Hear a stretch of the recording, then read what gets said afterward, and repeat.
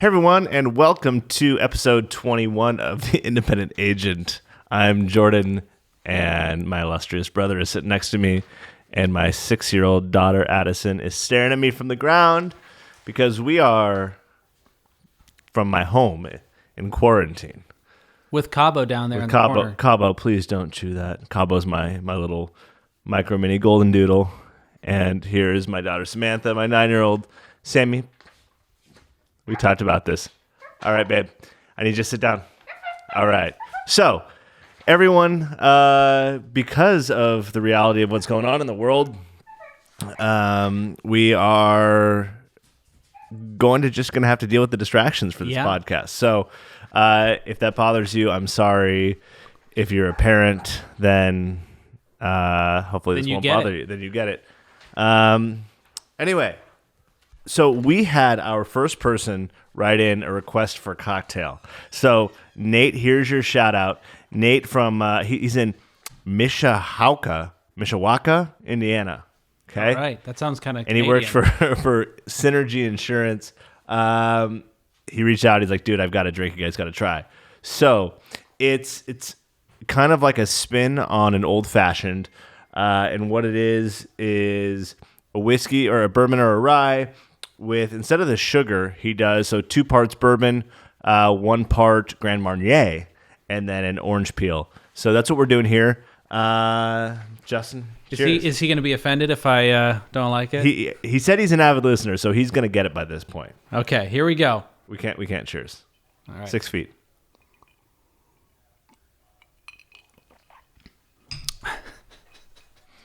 Yep. I like my Ultra. What do you think, Jordan? You have the. I think you should put the mic closer to your mouth so they can hear you. Pull it over. It rotates. It articulates. It articulates for me? It does. Okay.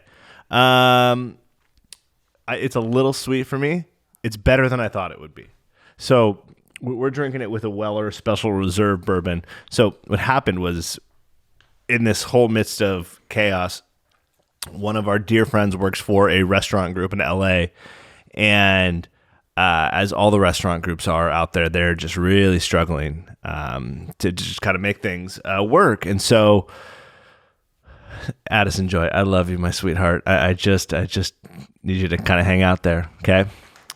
My 6-year-old, she's darling, but I can't just stop looking at her when she walks over. So we, my dear child Samantha wants a shout out too. Girls, remember we talked about we're not going to talk anymore during these, right? He's such a tough talker at the office on how he lays down the law, but when I get here, I see the real deal. Oh, wow. Okay, the first 15 minutes. Anyway, what I was saying about the whiskey is they also own kind of like a speakeasy bar as well, and the guy buys whiskeys all over the world, and they're just rad. And so they've been selling off some of their whiskeys right now, and so we were able to come up with a deliver. We got 23 bottles of whiskey and bourbon and scotch the other day, so we have quite a bit on our hand. So we've been sipping through them the past few days, trying to get a good taste on all of them. And this is the first time that I opened the Weller Special Reserve. So Nate, I hope you appreciate that you got something delicious added to your drink. So cheers to you, brother. Thanks for reaching out. Do appreciate it. Little sweet for me though, but Justin didn't like it at all. You're going to have to finish mine as well. I can do that. So let's get started. All right. You reading the first one? Yeah, I'm reading the first one. Okay. My team's morale is down, and the remote working is off to a bumpy start. We don't really have a software in place to track everyone's daily activities, and I'm struggling to figure out if I'm getting the straight scoop from team members. What do you think of activity tracking software on employees? I don't know how I feel about that. I think there's just a couple different ways you can run your organization. We haven't ever had activity tracking software. I don't know that we'd ever go to. Okay, I'm going to back up. So I haven't looked at this question at all. So my thoughts are a little bit jumbled on it. But I don't know that I want to have people that I have to have activity tracking software on. Does that make sense? Like, if I have to have people that I need a software to monitor whether or not they're doing a good job for me, I don't know that I want them working for our team. Does that make sense what I'm saying? It does. And at the same time, I think with a lot of people having to go to remote in a hurry, right? Just even keeping track of what needs to get done and where people are in the process. I think there's a lot of organizations that got caught off guard who probably didn't even have KPIs in place. Okay, but this is case in point. A friend of mine works for a builder, and she sells new homes, right? And what's happened is they've now changed systems that they're so heavily micromanaged by softwares that it's all about the KPIs, and it doesn't matter if she closes deals or not. It's whether she hits the KPIs, and so it's become so every little bit has to be monitors, and she's not given the freedom to go out and do what she needs to do to sell, right? Well, wouldn't one of those KPIs actually be the closed deals? Maybe they got the wrong ones. Well, they're tracking the wrong activities. Right, but it's sell. I mean, sales has a lot of like ebb and flow. Yeah, there's KPIs that are critical to like, hey, I need to know that your activity flow is there, so you have a certain amount of leads and all of those kind of things. But at the end of the day, are you making the sale? Are you closing it? And are you getting the job done? Part of my fear is you might have someone, right, whose expectations are to complete A through Z in a day, right? However, they might be far more efficient than everyone else.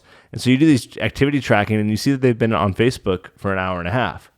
My position is if they've gone through and nailed all of their work, what do I need an activity tracking system to tell me that they're on? Good for them. Spend the time on Facebook. If they're able to get their job done, go for it. So, again, I'll disagree a little bit. I think I don't like it from the standpoint of I actually don't want to know what is going on, especially depending on we with our staff going off site during the California lockdown, the stay-at-home order, we had everyone take home their work computers. But if you have other workers who are using their own personal laptops and equipment of sorts, that becomes a much more difficult proposition.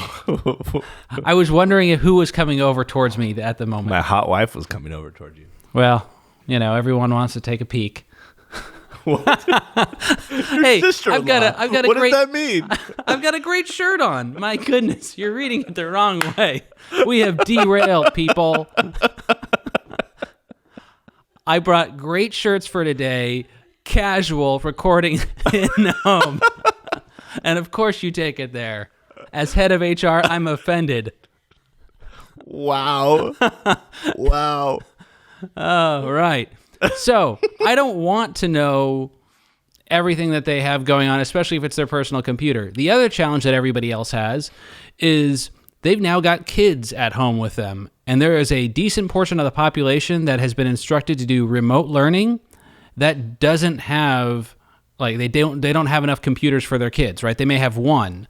Right, so these computers may be used for multiple purposes, and now you're tracking behaviors of kids on computers, et cetera. That's just the reality we're dealing with this specific point in time. So in general, if you have the right KPIs and you have the right people... Yeah, but I think let's take out, COVID from this conversation, because I don't think this question was related. Oh, I think it was. You do? Yes. Oh. Okay, well, I would like to know your thoughts outside of COVID, work computers. Just people at work putting the activity tracking software on it. I think if you have the right people and they're hitting the right KPIs, it's fine. But I think it goes back to nobody who hasn't performed in the office will get the luxury of working remotely either. So if that person... But we're not talking about remote, are we? Did I miss that in the question? Oh my gosh. Oh. My Wow. team's morale is down and the remote working is off. We're going to work on your reading comprehension. Well, I actually didn't read while I was listening while you read it. As you read it. No, you read it. Wow. Wow. On a roll today. We've been working longer than normal. Yes. Okay, so yes, it is remote work, Jordan. Okay, that And helps. so That anybody helps who can't clarify. perform in the office shouldn't be trusted at home in the remote workspace. Now, We've been home for a week and a half, and see how far we've devolved. yeah. Well, some of us have been home. I'm an essential worker in the state of California, so I'm holding down the fort. Justin claims immunity on coronavirus. Hey, Yeah, we weren't even going to let him in the front door, but I guess families are allowed. I'm essential in both family and work. Unbelievable. All right, so I think that's our answer to that question. I think you have the right people, the right KPIs. I will say sometimes, and I think one of the unspoken things that's happening right now is I think organizations are going to realize that remote working is not the end of the world for some people, and they might pivot away from the office space and always insisting people are there. So you might find yourself down the road hiring someone who spent their career working remotely, and the only thing I would encourage you to do there is talk to a previous employer and ask about how they met their objectives working for the other organization there, or that individual, how they manage their time. Yeah. I mean, it's a really good point. I think we are going to see a whole new world come out of this because, again, Justin and I probably disagree on this. Justin thinks like President Trump, we're going to be out of this by Easter. But I don't think we are.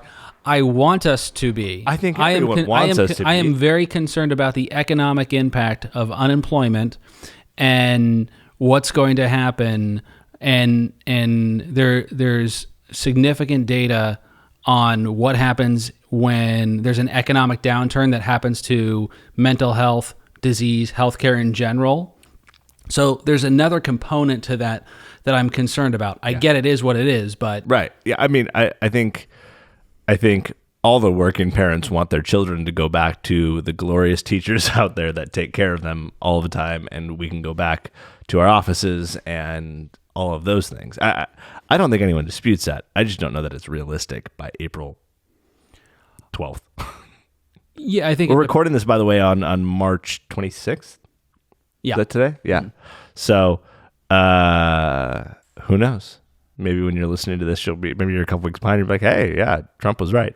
But anyway, my whole point I was trying to make was I think that this is going to be a prolonged period, and there's going to be a lot of, maybe not the whole country, but a lot of counties or states that are kept home for an extended period of time.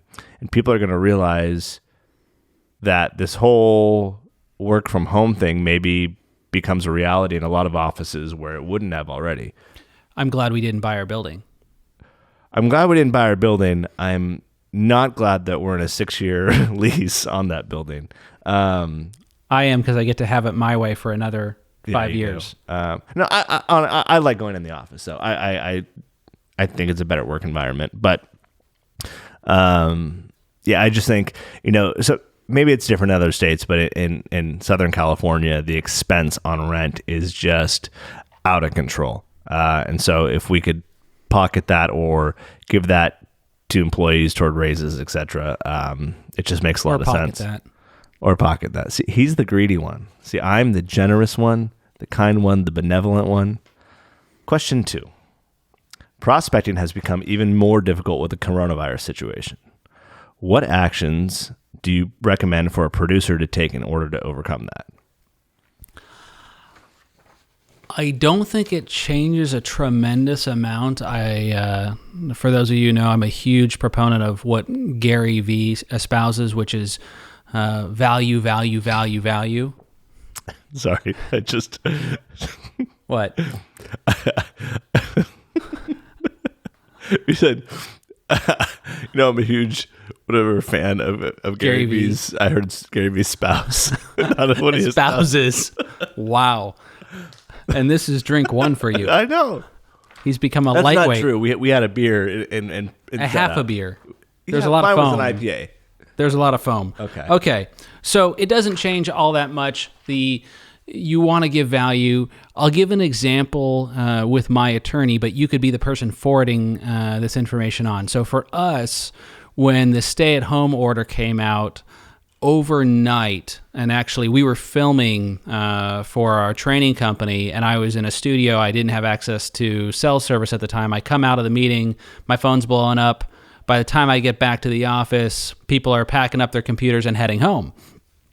Well, there was that component of it, but then there was also the question of the clients that we have. We insure contractors in our retail agency, and all of them were effectively shut down as well. So overnight, our company was essentially out of business, for however long, and the financial ramifications of that.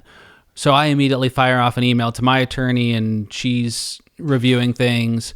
Well, she spends the next 3 days as I'm getting updates, clarifying what the intent of the language is, and provided value to let us know, one, that contractors are an essential class, not just a specific few trades, but the governor's clarified his stance. He's also opened it up to suppliers. You know, I was just thinking, Yeah. I'm interrupting you, but it kind of felt like a GL policy, right? Like some of the exclusions, like when they said, hey, you can't do this, and then we're giving it back, but then we're taking away this section, and then that was for the county, and then the county reclarified, and then the governor came in and made a clarification. It just kind of felt like reading a policy form, all the givebacks and takeaways, and you get these. Well, yes, and the value she provided, because I was concerned on how we're going to operate, what things are going to look like. I'm calling the county of Orange, and I talked to somebody, the number they tell me to call past that is now disconnected,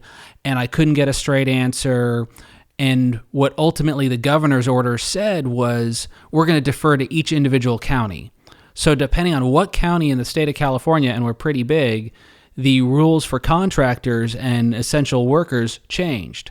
So I needed real-time advice because I had contractors calling me wondering what they're going to do and could they work in this county or not. And she provided that value and then said, yes, I can forward all this on to my clients. I looked like the hero to my customer base. And because of that, she's going to benefit and not only just with me, but with others and generate additional business. So as a content provider providing valuable information in a timely manner, I think what's going to happen is she will win in the long run just by doing some of those things. The question was, I'm giving as a an producer. example. Yeah, and as a producer, it applies the same thing. There are businesses that are impacted. If you are in the restaurant industry, I mean, that's why every post on LinkedIn is talking about coronavirus, the implications. Does the business interruption policy respond to the virus or not? But past that, it's resources available for restaurants. That you could talk about, like organizations trying to get rid of inventory and where they can get rid of said inventory. Resources, I mean, especially now with this bill being passed, interpretations of the bill and the impact that can provide financial relief to your Yeah. And I mean, this is going to be one of the few times that Justin and I actually absolutely agree. There is so much you can provide to prospective clients right now. Wait, just so I'm clear. You're saying I'm right. I'm saying you've learned a lot from me. So, no, by way of content, and the next biggest one, I've already mapped it out in my head. So I read the section on small business out of the bill yesterday.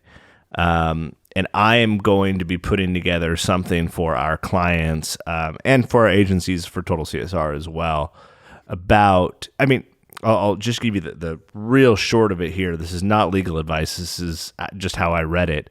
But if you are a small business under 500 employees or another qualification that falls under the SBA guidelines, you take your last 12 months payroll, and payroll, the definition of it includes payroll itself, benefits, payroll taxes, retirement plans, all of that the company has paid. You take that for the last 12 months, divided by 12 to get the average monthly, multiply times 2.5, and you are going to get that, as if you apply for the loan, as an injection into your company. The thing is, it's a forgivable loan. So you're going to pay 4% interest on it, but you need to maintain that. I don't know what the date is. I think it's through like October, but don't hold me to any of that until such point when you can say that, hey, you've kept your employees on, or so you have to utilize it for payroll or overhead expenses like rent and utilities. Once you do that, then they'll forgive the loan. So if your payroll is $100,000 a month, you'll get a check for and payroll being all the categories I just specified, you'll get a check for $250,000 that will be forgiven. So that's free, quote, money. Someone's going to pay eventually for it, but you put together some kind of resource like that and you provide it to your insureds or the prospects and saying, hey, I'm not sure if you're aware of this. Here's the step. And by the time you guys are listening to this, Mnuchin will have put out what the guidelines are, put something together, get it to them, be ahead of this thing. You'll look like a freaking hero because you've just given them a massive check for some of these people. So resources like that are going to be critical going forward. And this look like a hero, don't look like a salesperson right now. Provide value. Provide value. I'll get off my stool, but... Footstool? You're on a chair. It just feels so low. I feel like I'm sunk in. I'm like, whatever. Thank you, everyone. Be safe. Be healthy. Send us more cocktail recommendations. Jordan at TotalCSR.com. Like, review, thumbs up. Nope, thumbs up don't help. Just like or review, comment, because it really, really does help us move up in the searchability factor, both on Apple Podcasts and other venues. Justin, do you have anything to close with? Thank you, and just keep listening. Stay safe out there, guys. Cheers.